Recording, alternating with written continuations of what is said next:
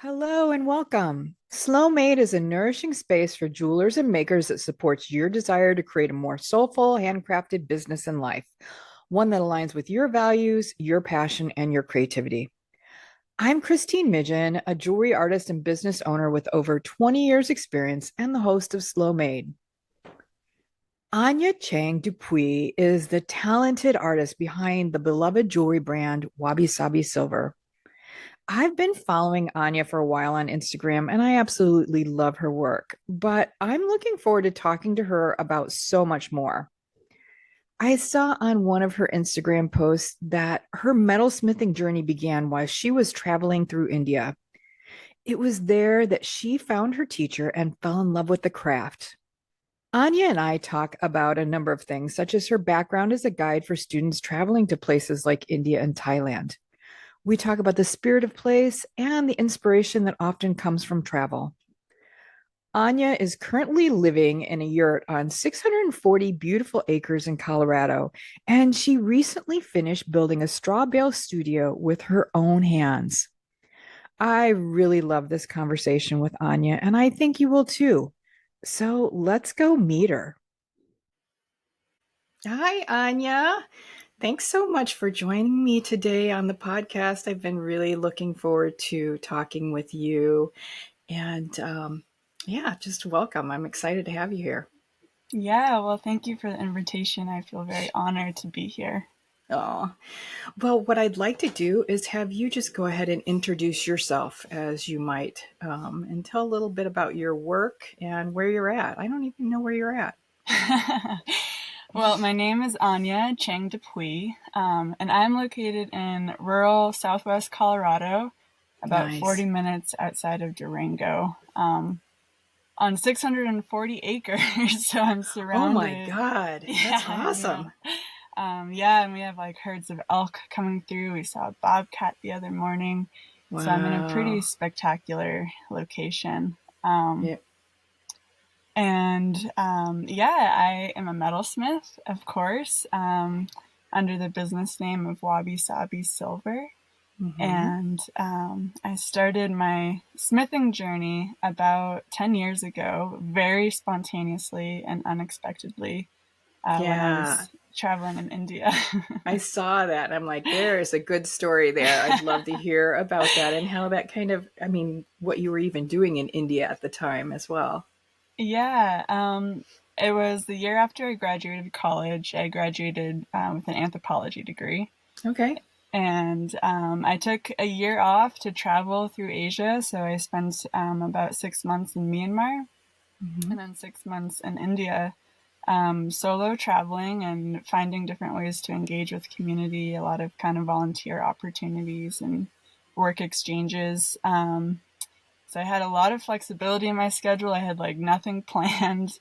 And I arrived at this small mountain town in northern India, and I met a traveler, and I was like, wow, your ring is beautiful. And she was like, I made it today. I can take you to my teacher tomorrow. Oh my God. I know. And I was only planning a few days in that town, but the next day I went with her, and I had class with a man named Golak, and he was incredible. He taught four-hour classes a day to three Wow. students at a time.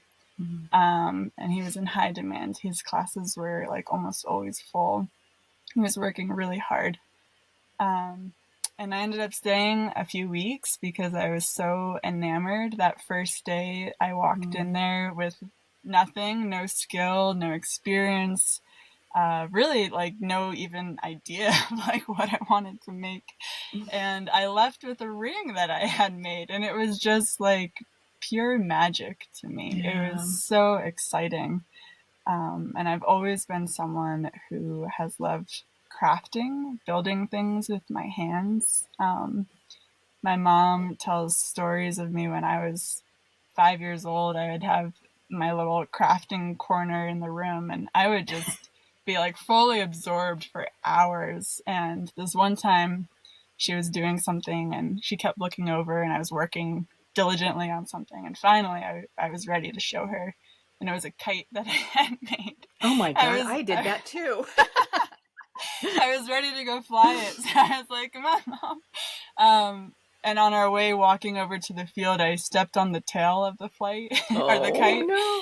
and it broke. But I'm sure I cried a little bit, but I was also ready to just like get back in there and restart and make it again. So yeah, I've always had this love for building things with my hands. And I think metal in particular, seeing how things come together and like the magic of soldering, like, wow, what an I know. incredible thing. It's so rewarding when you get something to solder just right. It's this like whole Yeah. body experience of like, yeah. Yeah.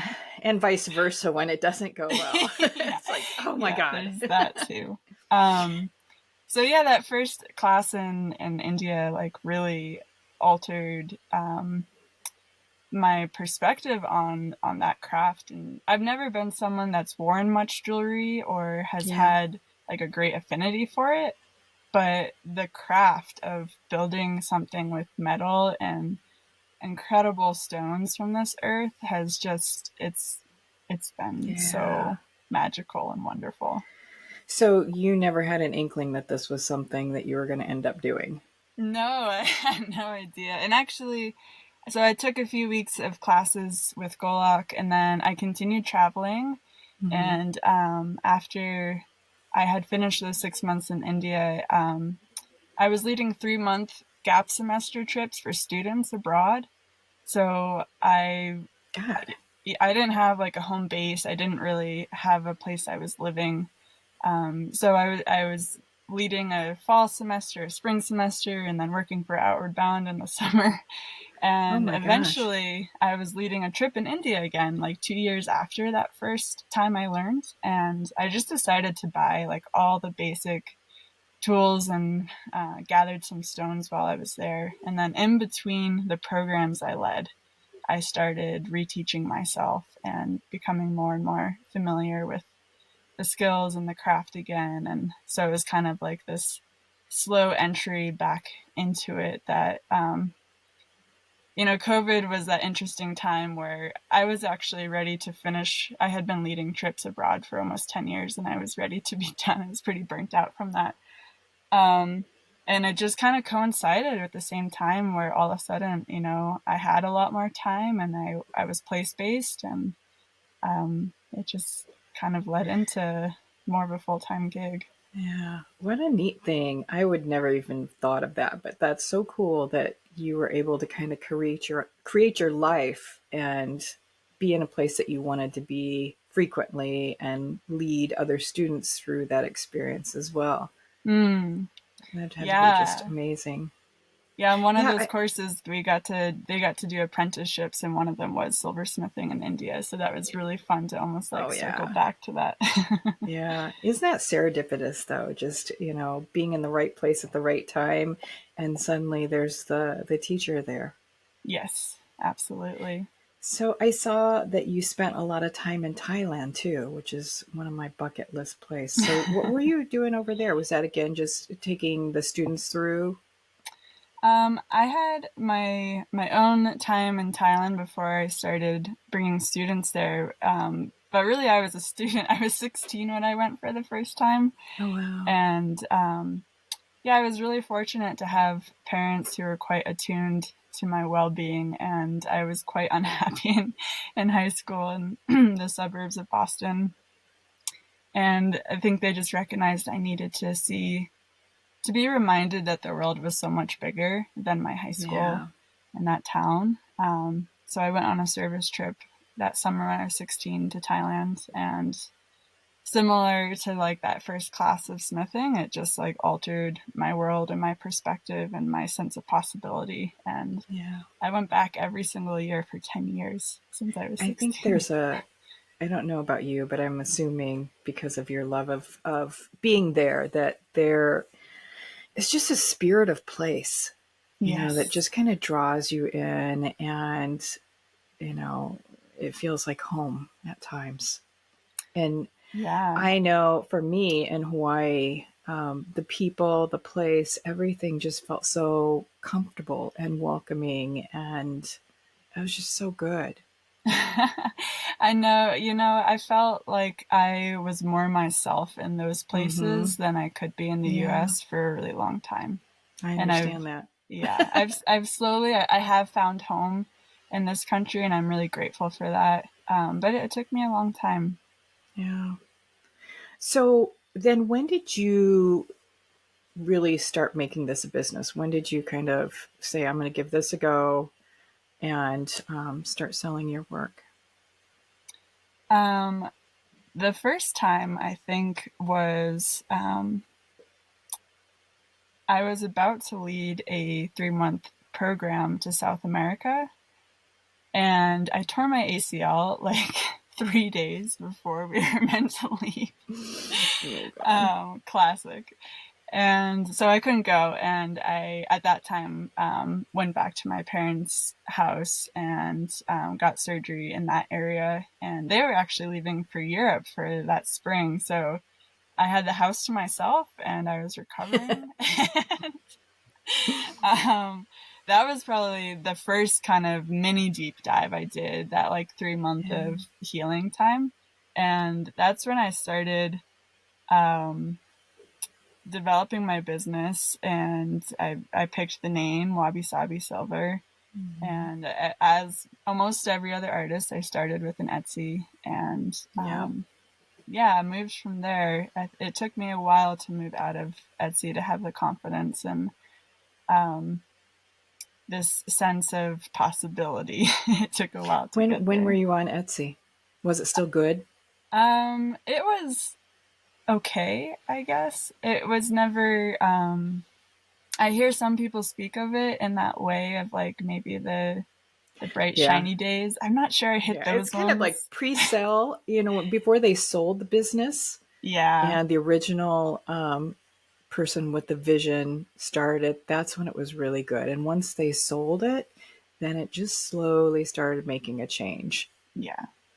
I think I arrived there when maybe the change was already happening. So Mm-hmm. it worked as a starting ground. But it's intimidating to start with like your own website because Oh there's this yeah. sense of like who's gonna find you Yeah. and how. And so that really wasn't until I built a greater Instagram base that I felt like I could track, customers are coming Yeah. from Instagram. So it doesn't really matter what platform I use because they're all coming from the same space.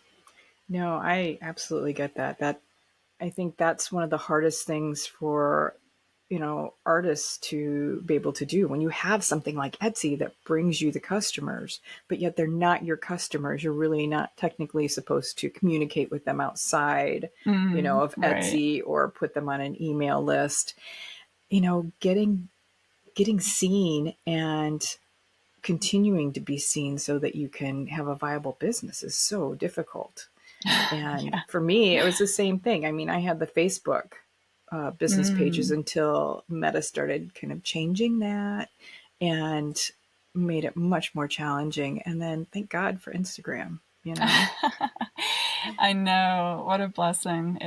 It's been, as for probably any artist, it's been a bit of a wild ride and a roller coaster. Yeah. And I've had times of incredible doubt of if this will ever work. And I've had moments of incredible high where I'm just like, wow, is this actually happening? And are these my customers? Like, what incredible people Yeah. I have found and connected to on this platform. And I feel so like humbled and honored that they have found me, and then they like stick around and they support me. Yeah. Yeah. And I think that you have to make that connection to those customers and tell a story, and do more than just show your jewelry. And I think you do a beautiful job of that.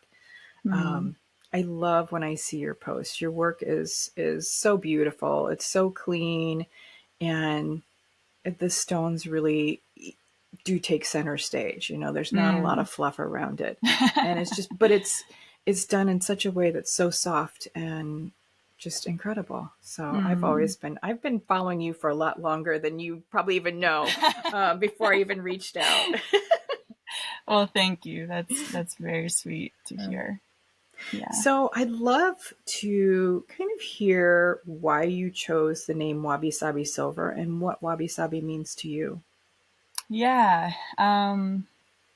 That's a great question. And it took me a long time to pick my name. And, I wrote out like a huge list of possibilities, and they're all kind of nature inspired. But I was also feeling a little torn because so many beautiful businesses already had names that kind of had these similar words like Mm, ferns and mountains and things like that, pines and all the yeah. kind of natural elements that I was considering. And I was really considering this sense of maybe like greater aesthetic and greater sense of peace that I try and create. Um, and the term wabi sabi, for those that don't know, it's a Japanese word, and there's a lot of ways, like many incredible words. There's like 100 different Hmm. definitions and ways of expressing it. But the way that I have come to understand it and feel like it's embodied in my work um, is really seeing like the beauty in imperfection and embracing that imperfection as like a contribution to the greater beauty. Like, doesn't take Hmm. away, it actually Love that. adds. Yeah, I love that. And I feel like it's such a reflection of our natural world. Like, nothing, it's like all perfect, and yet there's imperfections everywhere, but it's the Hmm. imperfections that make it perfect. It's such a funny kind of oxymoron in that way. And it's like our seasons, this celebration of cycles of life and death and decomposition into rebirth, and seeing the beauty in every single one of those stages. It's not just the life that's beautiful, but it's everything in Right. between. Yeah. Um, and there's such a depth to that really resonated with me. And it's also, in some scholars' perspective, the word originates from the Chinese language, the Mandarin language, and from the Tao. And my Hmm. family's Chinese. And Hmm. so there's also just an element there where I do feel like it's a small nod to my heritage, and that even if my work maybe doesn't directly reflect where I come from, it's all a part of me, and Hmm. that is also a reflection of me. So Yeah. I love that. It's beautiful. And I I'm of course always drawn to the stones that are really imperfect and the things that you just and like you said, everything looks so beautiful and so perfect, but when you really focus down and look at one part of it, there's always imperfection there. And it's kind of that patchwork, that beauty of the whole, which yeah. again, I think flows so nicely through your work too, because you can see that there's just a beauty of the whole piece, Well, even in the thank you. simplicity. Yeah. I've never been a perfectionist. I actually don't know how people do it. It looks really stressful to me. And Your like work is pretty is I mean, I've seen people that they're like, okay, I'm I don't really love perfection, so I'm going to take it to the other extreme and, right, my sure. bezels are splitting apart or I'm going to crimp it here and there, and just kind of leave it. I don't see that with your work. No, I definitely appreciate like clean lines and the softness that you mentioned. But I also, of course, see my areas of imperfection, and Yeah. I've learned to just really, I never put integrity on the line, like the integrity of my pieces or my work. But in terms Mhm. of aesthetic or look, I think that's what adds to its aliveness, really, to Yeah. its like sense of being. Do you feel that your travels have influenced your work in any way? Oh, for sure. It's a harder question to really like pinpoint in what Mhm. exact ways. But I was abroad for almost 10 years before coming back to the US. I thought I was going to be abroad for my entire life. I feel lucky to have found somewhere here. But it's, I love textiles. I love how shapes come together. Mm-hmm. And in some ways, my stones are my textiles, I think, because I'm so drawn to dendrites in my stones. Mm-hmm. A lot of my favorite stones have, dendritic agate from India that has these like incredible formations in them that look like trees and leaves and ferns. And then the Sonoran dendritic rhyolite and what's the other? Apache sage rhyolite. They all have these like Yeah. incredible formations in them that in some ways remind me of the textiles I love, like these really detailed, intricate lines and shapes with color as well. And so in a way, I think my stone choice can reflect the travels I've done and the textiles and the crafts I've seen along the way. Yeah. But I don't know about my general aesthetic. The That one's harder aesthetic to with it. pinpoint. Yeah. No, that makes perfect sense. I don't think that it always has to be a literal, Yeah, exactly. sense in that. For me, it was always kind of the color choices. Yeah. Same thing. Stones, color choices, materials, how I would feel when I would look at a piece put together, Yeah, that same totally. sense of comfort. Um, of course, I only knew that, but, you know, it would feel like that for sure. Well, yeah, and I would think that people feel that too, and that's why Mm-hmm. they're drawn to your work, Yeah. the things that we experience when we create and what we offer. It doesn't always translate in that exact way, but often in that offering, people are picking up in that. They're sensing it, they're Yeah. feeling it too. So I kind of want to shift a little bit and talk about the studio I saw you build. That is Yeah. really, really cool. Oh, thank you. It's been a journey. How did you come across? I mean, what led you to do a straw bale house or studio? Um, well, I am living. I'm part of a small team that we're building an educational site for natural building and permaculture Wow. and mindfulness living. So it's going to be an educational site and a living community. So it's called Windhorse Village. There's Wow. 4 of us right now, so it's quite a small village, but it will grow with time. And so we're building with natural materials out here, and straw bale is one of the primary materials. And so it just made sense for where we are and what we're doing. We also were hosting straw bale workshops that first summer I started building. So I had That's some cool. folks come who were learning about building with straw bale, and they got to help me put my walls up, which was really fun. So Um, how did this even become an interest for you?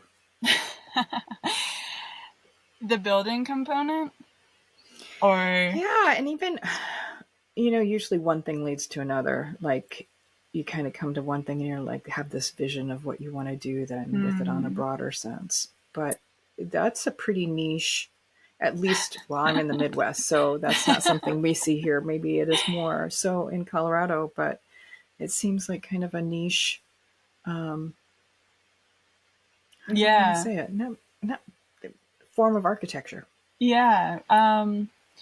I think it's been, that's something that's definitely been influenced by my travels because I've spent a lot of time in different, like organic farms or permaculture sites where they are building with natural materials. Mm-hmm. And so I've always been drawn to that quality of living more closely with our earth, and then there's an incredible beauty to it as well. There's a different Mm-hmm. aesthetic that I think is just gorgeous. And being in those spaces, it's like you were talking about when you finish a Mm-hmm. piece and you're looking at it and you get this feeling. That's how I experience being in some of these structures where it's like a whole body sense of just like, really Yeah. like easeful and sweet. Um, so The folks that we're doing this project with, they've actually done a lot with Adobe building in northern India as well. Um, and so moving to this area of the world, straw bale is something that is more readily accessible, and it's relatively easy to build with, and it provides great insulation, and it can be a cheaper material as well. So it just happens that that's what we're building with for the most part to start off with. We will be doing Adobe as well. But really, it was my first time building anything, and it was kind of a spontaneous idea because we were hosting those workshops. We realized we needed one more structure. We already had our community kitchen planned, but we needed one more. And so it was like June of the first year we moved out here. We got here in May that I decided to build this structure, and people were coming in August, and we really hit the ground running. And I did everything with a lot of support, but foundation, I filled it with rocks and built the cement slab around it, did all the wood, what's it called, the structural wood for it. And the framework? Oh, the frame. There you go. I installed my windows. I did my roof. Like, wow, I've never built anything. It was like a crazy time to learn skill. But, similar to, or what I've shared earlier, like I love making things with my hands, and this is a much bigger scale. And there's a lot more to consider when you're building a structure than a piece of jewelry. But there was an element to that creation that I really enjoyed and thrived in. So how do you balance the time focused on this as well as your jewelry? And, it sounds like you're looking at homesteading, and, that's a lot of work. That's a full-time job in itself. Oh, yeah, it totally is. It's been, for the past 2 summers that we've been here, I haven't had a studio, and that's been really hard for me. And we've also been really busy building my studio, but also our community kitchen.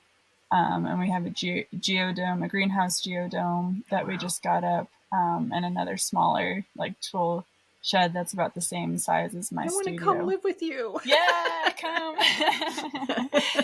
And we're hosting workshops, and we're hosting people. People are arriving here this week, and they're going to be with us for the whole summer. And we're hosting 3 more workshops this year. So it's pretty full on. And so your question of how I balance it, the past years I haven't. I've just had to let smithing go for the summer. And then I'm just full on from mid-fall through spring, and then I let it go again. And it hasn't been great for me because I do really well. My work before smithing was incredibly interactive. I was traveling with a group of people, and we were staying in different communities. We were tending to the group and seeing new things, and we were active, and we're doing service. So transitioning from that to being alone in the studio all day, it's been hard for me. Oh, see, that's an easy thing for me. I am definitely an introvert, and so I have days and days I can go doing that, and I can feel awesome. But at some point, I do need a balance there, and this season feels like it's possible that's a possibility because I have a space now, and I love my space. It's so beautiful and cozy and inspiring. And we have a slightly bigger team here this year that can help support the other projects that are happening and the people that are coming. And I'm feeling more of a need that balance has to come. So have you thought about sharing more of this on your Instagram? Instagram is that funny thing where it's I know people appreciate getting to know me and sharing personal stuff. And then it's always like, okay, where's the line? Like, where am I oversharing? And I've like totally lost a group of people. Or just wondering, like, are people interested in this? Is this like something they want to hear more about? I don't know. And I think so. And I was thinking about, I don't know if you listened to my interview with Laura Niblack, the Wild Pine, and yeah, she shares so much of her love for the outdoors. yeah. And yes, it does work into her jewelry as well. But I just find it really, really interesting to see, especially as somebody who lives in the Midwest, what other people are doing. And it makes me appreciate their artistry, their overall desire to create all the more, Mm. you know. When I saw that in your studio, I was like, this is something I need to know about because it was just really, really cool, you know. Yeah, I mean, it was pretty amazing to be able to create the space that I create in and Mm-hmm. like have such intentionality and use the materials that are important to me. I have earthen plasters on my walls and an earth floor. Um, and I'm right next to our mesa. And I have to walk to it from our yurt where we're living and to our Oh my kitchen. God. I have always wanted to live in a yurt. Oh, it's a joyous thing. I love our yurt. It's really beautiful. It's a traditional yurt from Mongolia, so it's like incredibly gorgeous. And how is that for the winter months? Well, we don't actually have infrastructure here for winter yet. We don't have like Mm, indoor running water or heat in a kitchen at this point. We're still okay. building our kitchen. So we've had to move. We've like house sat the past 2 winters. Mm-hmm. And I've been able to set up like temporary studios in those spaces. But we're really looking forward to having And a you'll full settle. year here. And so as soon as our kitchen is ready, we can do that. So do you think you'll continue to live in the yurt or are you going to move into, one of the adobes or the bale structures? I think eventually we will build our house here with either adobe or straw bale. That's so cool. Yeah, but for now, we're, we're very content with what we have, and we'll also see how winters go here once we start living year round and just it sounds so idyllic and beautiful, and maybe it will be, but also maybe it proves to be incredibly challenging and less comfortable Sure. than we're willing to live in. Well, at least you have a plan, you know. Yeah, and we're quite And you know what flexible. plan B could be. Both of us we're travelers and love these trips, my partner and I. So we have we're quite adaptable and flexible, and also can live in some degree of discomfort without it impacting us too much. So do you miss living abroad much? At times, No. like times that you want to wander less? No, you're good. I did for a long time, and once I found this place in this project to be a part of, all wanderlust has gone. I feel so ready to ground down, to Mm-hmm. ground more into my craft, to ground more into community, to build reciprocity with the land. I'm just like, I'm enjoying every single moment of being here and a part of this space. That's awesome. Yeah. What do you find most challenging right now with your work? Hmm. Sorry, my dog's going. I don't know if you can hear. I hear a few little squeaks in there. Mm-hmm. Never stops. um, I've definitely been struggling with inspiration recently, and I think part of it has been a degree of choppiness in our transitions of like winter and somewhere else, and then we come back here and we have a lot of other projects going on, and so like finding flow can be hard. Mm-hmm. Kind of referring back to that question of balance, it's like, sure, I can get some hours in my studio, but is it enough time and is it enough days of the week where I can find like flow in that work as well, and access those areas of creativity that like take some time and some priming to really like get Yeah. into. Um, Yeah. I don't know about you, but if I'm away for too long and then I don't have a lot of time, like taking on a puppy, it just, it's hard. It's hard to get into that. I want to do it so badly. Right. And then I sit down and it's like, I know I only have so much time and it just doesn't come. And Yeah. it's funny because I'm seeing a lot of people right now, maybe it's something in the air, that are just really struggling with, finding, or people are making stretches, creative stretches or changing, kind of direction a little bit. There's kind of that unrest, Yeah. I guess I want to say. Yeah, I think you're right. I'm experiencing that, and I think I see others experiencing it too. And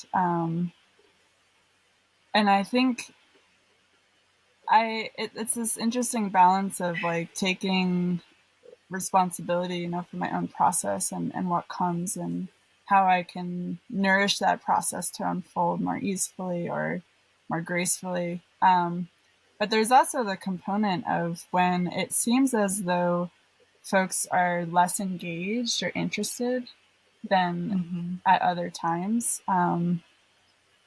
It is a time when like some doubt can creep in and you start Yeah. wondering like, am I doing the right thing? Am I addressing um, the needs and wants of my customer base? Am I not keeping things like fresh enough? Am I not being authentic anymore? Have I kind of like slipped into this path of what I know is just like what I know and can do instead of, Right. seeking those spaces of deeper possibility and inquiry? And yeah, I've been working with that quite a bit in terms of personally, I'm noticing this. Um, there's been times where I feel so connected to people on Instagram and like beautiful engagement. And that hasn't just been around jewelry, but has been around my life and what I've shared. Mm-hmm. And it's been so, so sweet for that to be a part of it. And I'm now feeling a little bit like, um, where are my folks? Where have they Uh, gone? I know. I chalk it up to it's summer, because so Yeah. much. I mean, my time is very limited right now, just Yeah. because of my own summer activities, and it took me a long time to really see the cycles that either I went through personally or I would see with my community. Mm, And it seemed like summertime was a time where sales were going to slow. right. People were not as engaged. They maybe weren't on the computer as much or on their phones as much.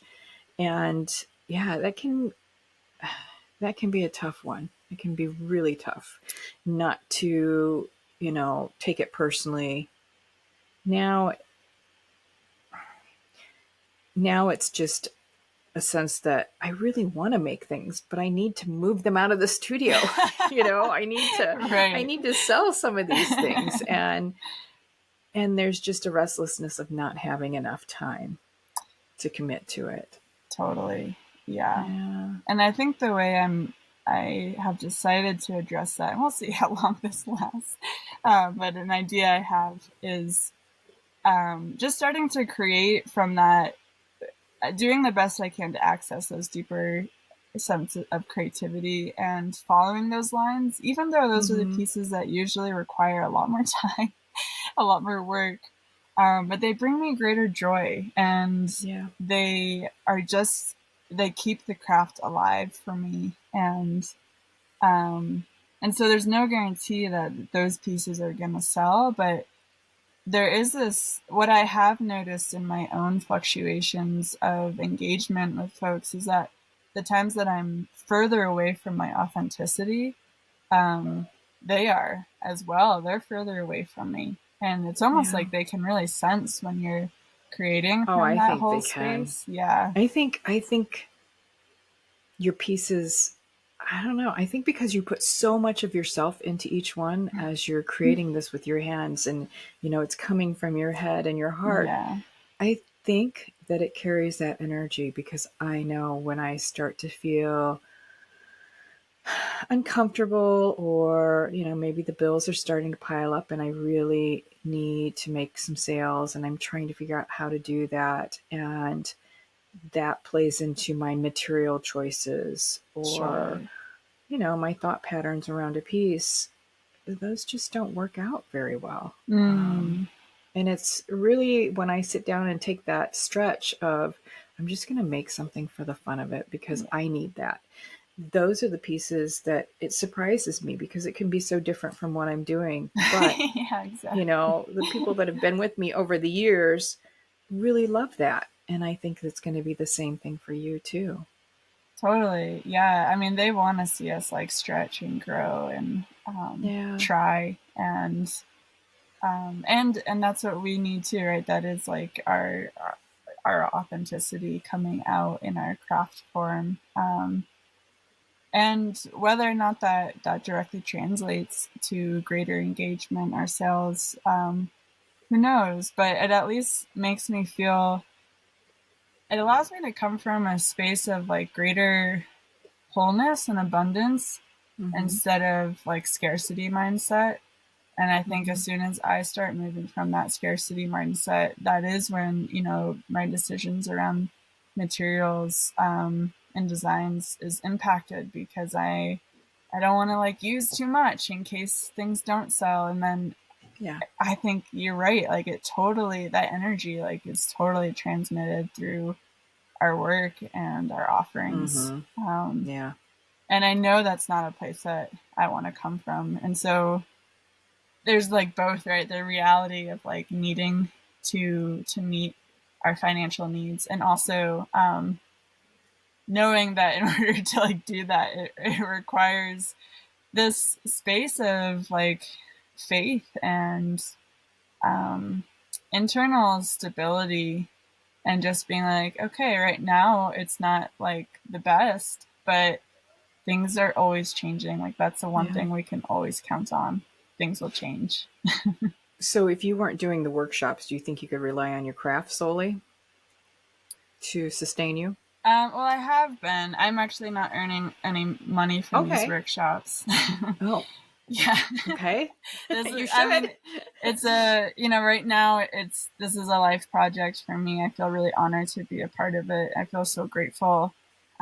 We've been invited into it actually by the other two folks here, and I would never have been able to afford Uh, purchasing this land or purchasing a yeah. lot of materials for a community kitchen. And so for me, it's like a great honor to be here.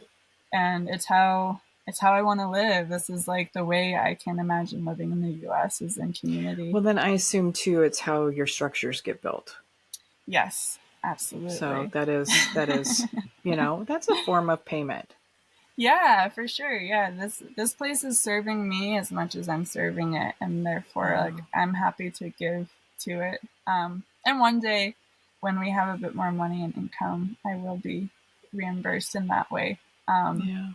So yeah, WabiSabi has been holding me through for That's cool. let's see, almost 5 years now. Do you just sell direct to customer or do you have wholesale accounts as well? I just do direct to Just customer, and I've only been doing online for yeah, forever really. I think I've done like 3 markets in my entire history of selling. But I was just finding like I was forming those connections on Instagram. I did have one post like 2.5 years ago that somehow exploded. It was like a terrible video of a ring I made, but for some reason, like terrible quality, I'll say. But for some reason, Instagram decided that it wanted to show it to everyone. That's so, great. so Yeah. that's really what like allowed my business to take off and feel like really stable actually for quite a few years. Yeah, I just kind of peek around on your website. You don't have a lot of inventory anyways. So, you Right. know, that's a good thing. It's a good problem to have. It's a good problem. And until recently, I would release a collection and everything would sell within 24 hours. And so this is Yeah. the small shift I'm seeing right now is like, oh, I have a few pieces that are hanging out. That's just like, Yeah. that's still amazing. And it's a little bit different than how things have been. Yeah. And makes me, and just start inquiring like, what might this mean? And is it moving in that way or is it going to like fluctuate back to where I was? And that's, you don't know I'm sure. Give it another 10 years, you'll have it figured out. Trust me. It's like, Yeah. oh, that's the reason. Oh, yeah, I really do think for me, my sales, as soon as kids go back to school, Mm-hmm. it's like that's when my sales start coming in, and then they Yeah. continue on through usually January, filter into February a little bit. And then if I'm really pushing it and trying to do some work and doing all the things to do it, that can sustain me till about summer. But it definitely drops off after the holidays. Yeah. Yeah, totally. So, yeah. I did recently decide to sell in a store in town for the first time. And it's Mm-hmm. because it's a very small store that they just opened. It's a bookstore wine shop in um, a very small town, Memphis, that I don't Mm-hmm. even know the population, but it's like a town that has like, a crossroad, a main street, and like one crossroad with like 10 businesses. But we're in such a creative part of the country that it has two co-ops there, artisan co-ops Wow. that are full of art. And there's like a cidery that has music multiple nights a week and a brewery that has music multiple nights a week. So it's a very like active, engaged, tiny town. So yeah, a woman just opened a bookstore and wine shop and reached out to me. And so I'm selling like a very, very small display, less Sure. than 10 pieces there, just to they just opened like 2 weeks ago. But it just felt like really relational and very low key. And we're both like in this experiment phase of like, let's see how it goes. And, Yeah. but I'm excited to have a local presence. I think as, as community becomes more and more important to me, it is really nice to have this like touch point in person where even if I'm not in person, people get to like interact with See my your work. work, Yeah. yeah, and read a little bit about me and know that I'm in the area. And so that part has been, yeah, it's just exciting, and we'll see how it goes. It's nice to be able to support too when you see those businesses that you feel really good about, to be able Yeah, to support them in some way. Just say, yeah, totally. like I'm in. Who knows what's going to happen, but Yeah. I'm in on this too. Yeah, it feels like mutually supportive, and like that's what I'm going for right now. And so many places in Durango, the bigger town, they want the 50% commission, and it feels like Mm-hmm. much more transactional and not actually doable for me. And so Mm-hmm. in this way, this opportunity just like feels easeful and feels like Yeah. aligned with who I am. So I said Well, yes. and if you haven't had to, extend your reach in order to make your business viable, then, Right. why do it? I know. It's working well, and it's true. A lot of times you're just gonna, there's a lot of pressure to get the work out. Yes. Sometimes, hopefully that it sells there and they're happy as well. And, it's just a lot. Yeah, It's a lot for totally. me. No, I feel it too. And that question of balance, like balance always feels elusive, even in the winter when that's like I'm like really focusing in on smithing. But then it almost becomes like too much. Like I become so absorbed that I have to get my head up and out and like breathing something else for a little bit. And so yeah, there's this constant, and there is that pressure that I feel of like getting things out, and therefore like this Mm-hmm. efficiency quality likes to sneak in and like try and take lead. Yeah. And I'm like constantly trying to like hit it back and be like, okay, yeah, there's an element of efficiency here, but like you don't have to like be the one leading all of this. Yeah. And actually like you shouldn't be. So like come on, sit back down. What does a typical day look like for you? Right now I wake up really early. I wake up at like 5:30 and I do a yoga practice for an hour, hour and a half. My partner and I have breakfast outside and we look over our mesa. That's where we saw the bobcat the other morning. It's like our wonderful morning ritual. And then I usually get in the studio. I'm very much a morning person. That's like when I have my energy and my enthusiasm. And usually after a morning like that, I feel like settled and inspired and like ready to get into the studio and see what happens. And, days are, I'm balancing right now, or I'm trying to balance my days where I get to work in my studio and days where I'm doing some land-based projects. And right now it's about half and half. Like often my Mm-hmm. mornings I get in the studio and then I'll have lunch and I'll start working on a land project here. And some days I get full days in the studio, and so I'm usually listening to audiobooks. Have definitely become like my primary I form know. of I love those too. entertainment. They're It's like just, podcasts and audiobooks. yeah. And then every once in a while, I'm like, okay, I'm tired of this. I got to have some music, Yeah. you know? And then And I so I'm remember just I going to love switch. Yeah. music. I like Yeah. start dancing. I'm like, oh yeah, music is fun too. Yeah. It's really good. I'll get kind of sucked into listening to a lot of business podcasts and, Mm. things like that. And I'm like, I am just tired. I don't want to think about that. I just want to have a good time. And so you got to switch gears sometimes. Yeah, you're like, wait, this isn't inspiring me right now. Yeah. Yeah. Yeah, I love the books because if it's a good story and a good reader, you really get addicted to listening to the book, I and it know. actually like keeps me focused and engaged in my work for longer periods of time than if I have to even like switch a podcast. I have to like pick up my phone, and then luckily I don't really have internet in my studio, so I can't scroll, which is amazing. But it Oh also my means God. Yeah. it also means I can't take care of any business related things that I need to do on my phone either. So, double edged right there. Um, but yeah, there's something about the books that allows me to really like dive in, and it supports my concentration, and it like takes me into this like beautiful world of the book simultaneously, Mm-hmm. which oftentimes offers inspiration or Yeah, other absolutely. perspective. Yeah.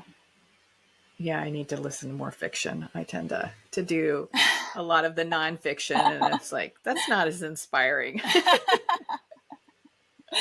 Well, Yeah. I want to be respectful of your time. Is there anything else that you wanted to talk about or share before we end today? Anything you have going on that you're excited about? I know you're super busy with your project. Um, I am busy, but part of the reason we're out here is to have um, just like a whole life, one that is Yeah, it sounds nourished like it. in, yeah, like nourished in many different facets. Um, and I hope that that really does come through in my offerings, and not just my jewelry, but in my words, which words written word anyway takes quite a while for me to get down, which is why sometimes Mm-hmm. writing um, what's it called, not comments, writing captions for my photos can feel like such a job because there's like these things I want to share, and yet it takes me so long to get them down in the way that I want to share them. And so sometimes Yep. I just like say forget it, I don't have time, Yeah. or it's too much effort, or whatnot. But I feel excited to share those things. They really are a part of who I am and what I'm doing, Mm-hmm. and I think it's important to know that for people to see and know that like there are different ways of living here, and there's possibilities, and that there's like dreams, and this project is so huge, like what we ultimately want to accomplish here. It's like it's a life project. It's going to outlive all of us. So what is your grand vision? I don't know that we really touched on that, but I'm Yeah. kind of curious. So um so it will be like an educational center where we're bringing people in to learn primarily Mm-hmm. about like natural building, permaculture, gardening and design, mindfulness living. There's a lot of Dharma involved, so a lot of Mm-hmm. the Buddhist tradition, along with yoga, not just the physical form of yoga, but the many other limbs of yoga Right. and the scriptural teachings as well.